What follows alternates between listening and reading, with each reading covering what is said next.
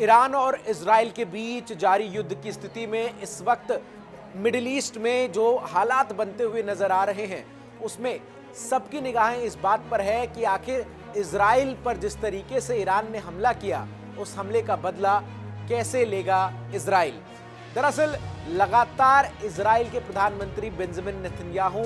अपने देश के शीर्ष सैन्य कमांडोज के साथ बैठक करते हुए नजर आ रहे हैं। बेंजामिन नेतन्याहू ने इजरायली फाइटर जेट्स के साथ तस्वीरें भी हाल ही में अपने तमाम सोशल मीडिया प्लेटफॉर्म्स पर साझा की हैं और इन तस्वीरों से ही ये इशारा देखने को मिल सकता है कि इजराइल ईरान पर जल्द ही किसी बड़े हमले की प्लानिंग कर रहा है। दरअसल इजराइल के टारगेट पर ईरान के कई ऐसे महत्वपूर्ण ठिकाने हैं जिससे वो ईरान की दुखती रग पर हाथ रख सके। और जब हम बात ईरान की दुखती रग की करते हैं तो दो ऐसी सबसे महत्वपूर्ण चीजें हैं जिससे ईरान की अर्थव्यवस्था को सबसे ज्यादा चोट पहुंचेगा अगर उस पर इजराइल हमला करता है। और उसमें एक चीज है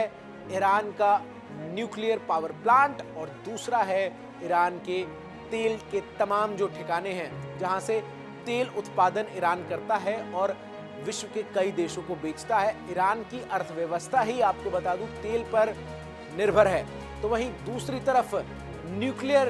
बम को लेकर लगातार ईरान बम को बनाने की कोशिश में जुटा हुआ है। उसके पास न्यूक्लियर पावर प्लांट समेत तमाम चीजें उपलब्ध हैं। जानकारों का यह भी दावा है कि ईरान ने न्यूक्लियर मिसाइल बना लिया है, लेकिन इजराइल की तरफ से लगातार ईरान के कई न्यूक्लियर साइंटिस्ट टारगेट पर रहते हैं और वो लगातार ऐसे कॉम्बैट ऑपरेशंस को अंजाम देता है, टारगेटेड ऑपरेशंस को अंजाम देता है जिसमें टारगेट ईरान के शीर्ष साइंटिस्ट होते हैं जो कि इस न्यूक्लियर प्रोग्राम का हिस्सा होते हैं। लेकिन अब जो जानकारी सामने आ रही है इसमें सूत्र ये दावा कर रहे हैं कि इजराइल ईरान की इसी दुखती रग पर हाथ रख सकता है। और चूंकि आज शुक्रवार का दिन है,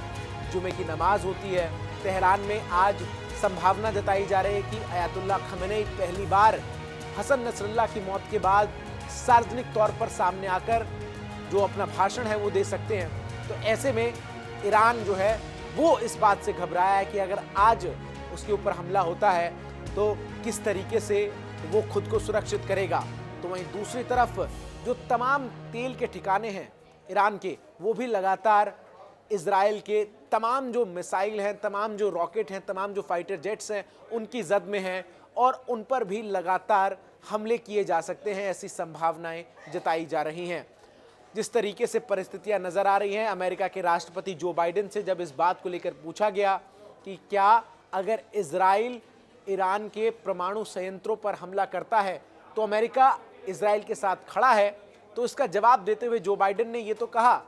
कि निश्चित तौर पर इसका जवाब नहीं होगा, लेकिन हम इजराइल के साथ हर कदम पर खड़े हैं। इजराइल अपनी आत्मरक्षा के लिए सब कुछ कर सकता है। ऐसे में ये सवाल लगातार उठ रहा है जो पूरे मिडिल ईस्ट में इस वक्त सबसे बड़ा प्रश्न चिन्ह बनकर घूम रहा है कि जो परिस्थितियां इस वक्त नजर आ रही है जिसमें इजराइल लगातार रणनीति बना रहा है, ईरान भी दूसरी तरफ लगातार जवाब देता हुआ कह रहा है कि हम हर हमले के लिए तैयार हैं और हमें हिजबुल्लाह ना समझा जाए, हमारे पास ट्रेंड मिलिट्री है, हमारे पास अत्याधुनिक उपकरण है, हमारे पास तमाम मिसाइलें हैं, रॉकेट लॉन्चर है जिनसे हम इजराइल को टारगेट कर सकते हैं। यानी आज ये देखना दिलचस्प होगा कि ये शुक्रवार जैसे जैसे कटती है परिस्थितियां मिडिल ईस्ट में क्या नया आयाम लेती हुई नजर आती है।